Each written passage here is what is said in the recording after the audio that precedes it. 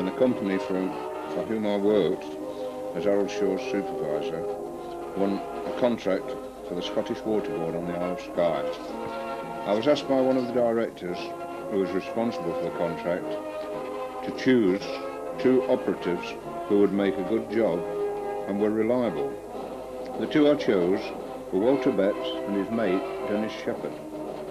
Apart from being efficient, they were always very jovial, cheerful, and could overcome most difficulties without dissent. Unfortunately, Walter Betts collapsed and died last year, 1993, whilst playing golf on the Trentlock Golf Course.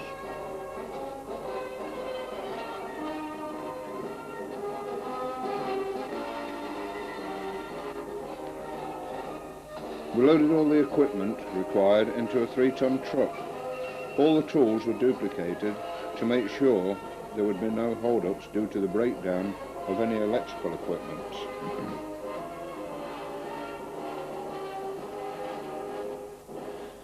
The morning we set out, on the 13th of November, proved to be a lovely, clear, blue day.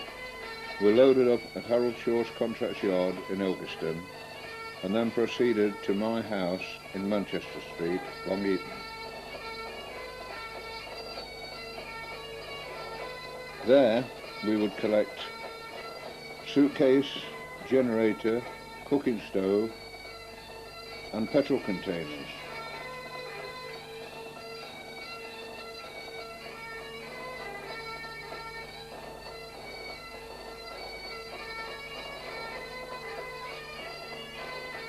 From there we went on to Sinfin in Derby, the home of Walter Betts, collected his suitcase and made our farewells.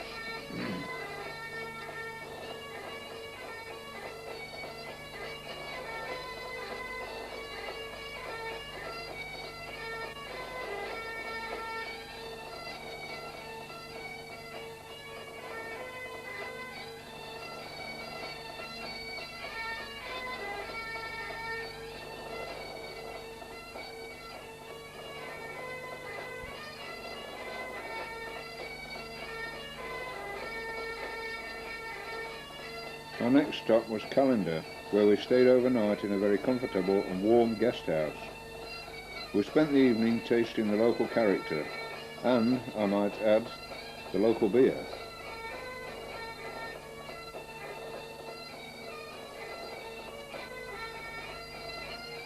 The next day proved to be as lovely as the previous one. We savoured every mile of it. Our next stop was to be the Kyle of Loch Alsh, and on to the Skye ferry.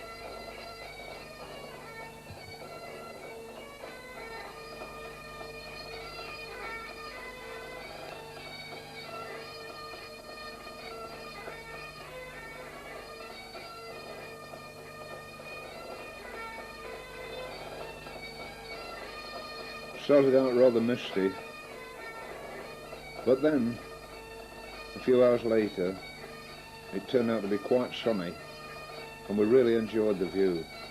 The west coast of Scotland was something to be seen, without a doubt. Neither of the 3 of us had been this far into Scotland before, and we were like children on our first day out from school, admiring the scenery.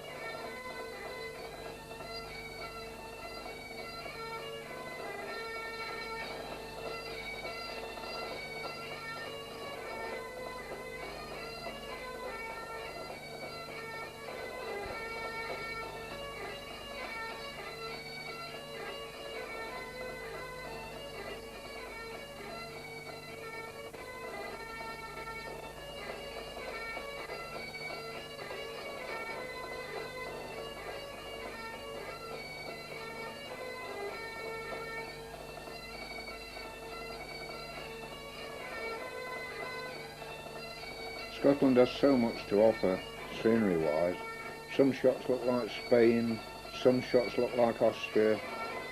They're really unbelievable, some of the scenery, some of the shots.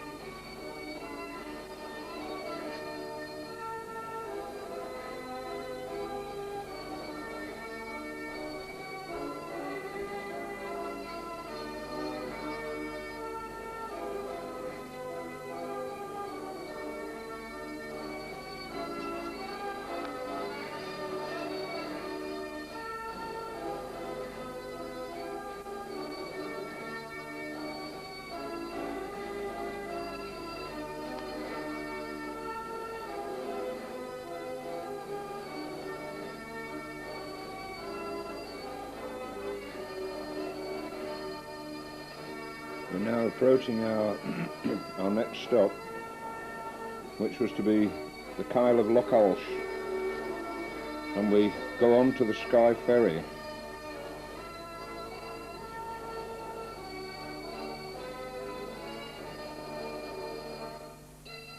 There's a shot looking across to the Skye ferry. We're waiting for the ferry to come across now. And that's Walter Betts in the driving seat. Always a smile.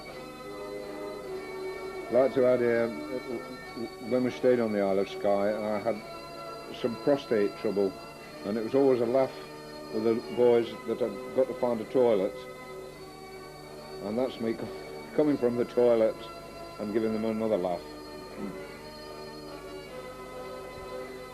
Anyway, here comes the ferry now, and this is the one that we shall go on to.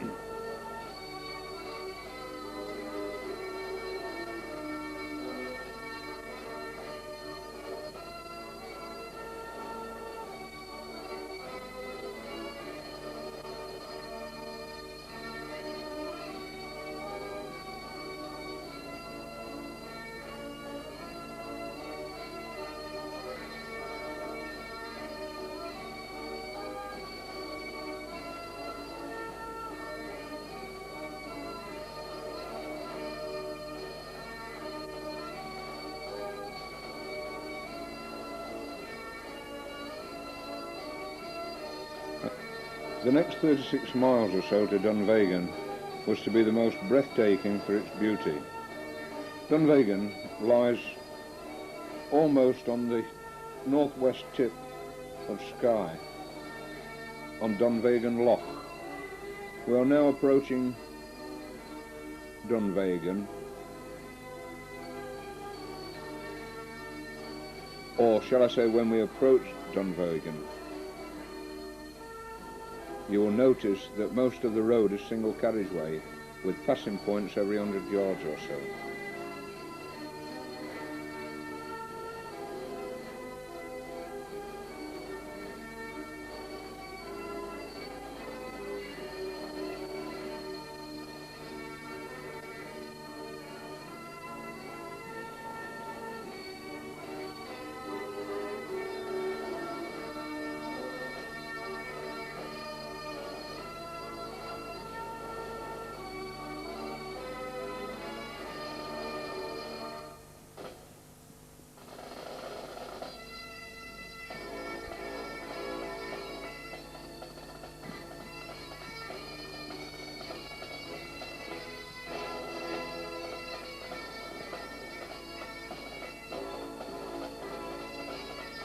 The little diamond signs are the passing place notices, and you can see them coming up in the distance.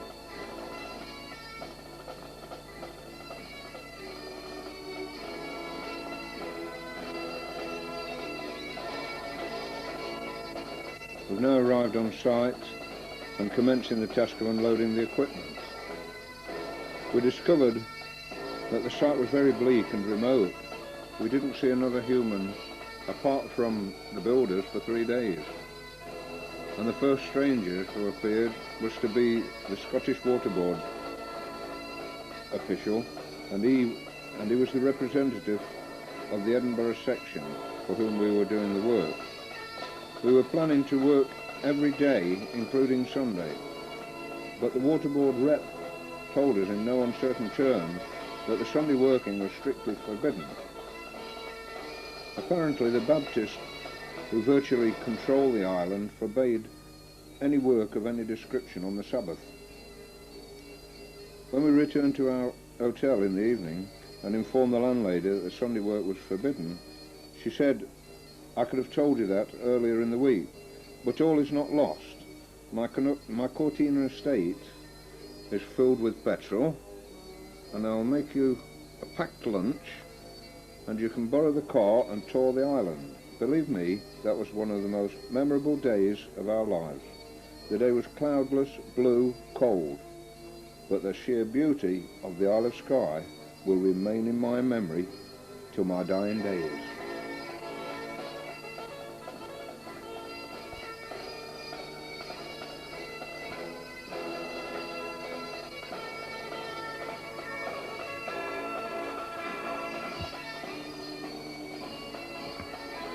This is a shot of fixing the cladding to the roof. Each fixing is what is known as a tech screw. The integral part of it is a drill bit. It drills through the sheet, through the lining panel, and finally into the roof purlin, thereby holding the panel in position, and all the laps of the sheets are pop riveted and sealed with a mastic sealant.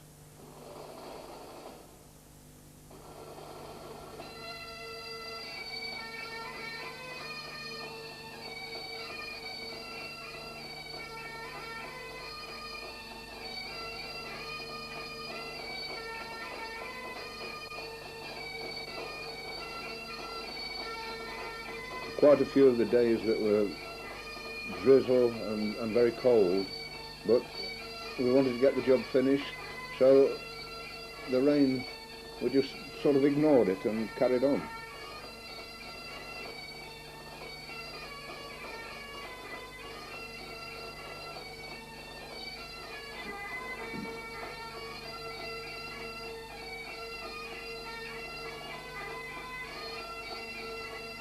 The pitch was around about 45 degrees, and really there was not much chance of getting a leak with a roof of that angle. As soon as the rain hit it, as you can well imagine, it just flew straight up it and into the gutters.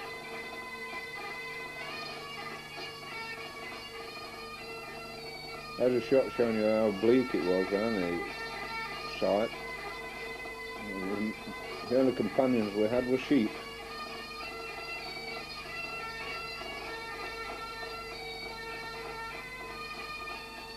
But what we couldn't understand was the rep saying that the Baptists would object to us working on the Sunday. But you didn't see anybody. I said, well, we never see anybody. He said, well, on a Sunday you'll see them coming out of the caves and the nooks and the crannies. They'll see you all right on a Sunday. That's yours truly now, carrying the sheet up the ladder and onto the lower part. Just notice the flared jeans there, that dates us to 1980s.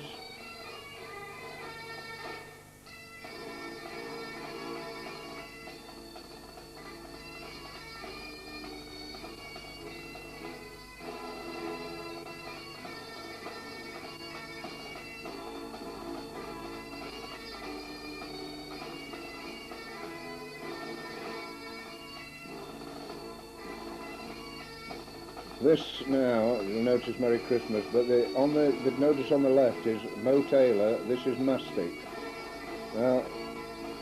It was a joke on the firm, or what Walter Betts is doing. He's making a joke of Mo Taylor. He's one of our operatives, and he put a roof on in Nottingham, and he didn't use any mastic in the laps. Therefore, as soon as it rained, the roof leaked. We went to investigate why we'd got the leaks, and found out there was no mastic in it. So he had to go back and put the mastic in at his own expense, which was quite considerable. Every sheet had to be raised, every lap had to be lifted, and mastic inserted, and then he didn't get paid until we'd had 2 or 3 downpours of rain to test whether it was going to leak or not. So you can see, I think he learnt by his mistakes, but Walter Betts there was just doing a bit of leg pulling with that little notice. There's yours truly again, having a brew. Walter with his Hello Mom sign.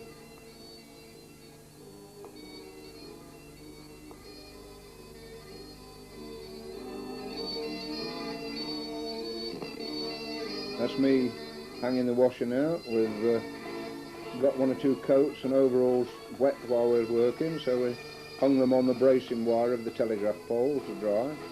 That's a shot of the job that's just about completed now. An overall picture of what it looks like now the roof is finally finished.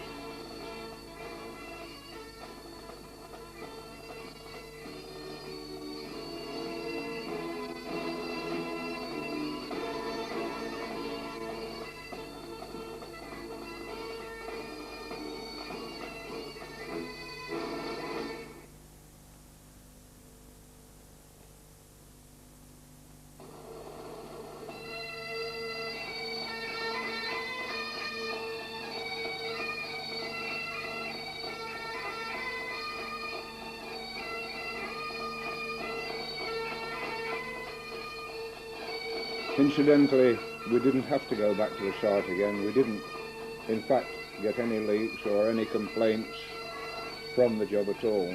So it was a really good exercise and a good choice of the chaps who did it.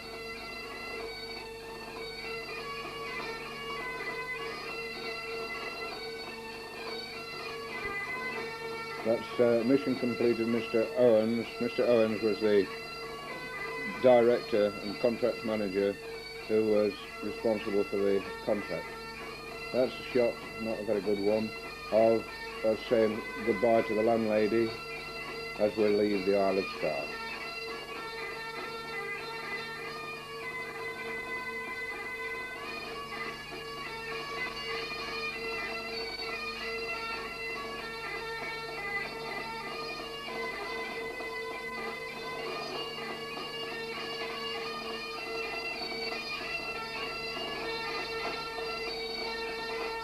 That's the road back to the Skye ferry now and home.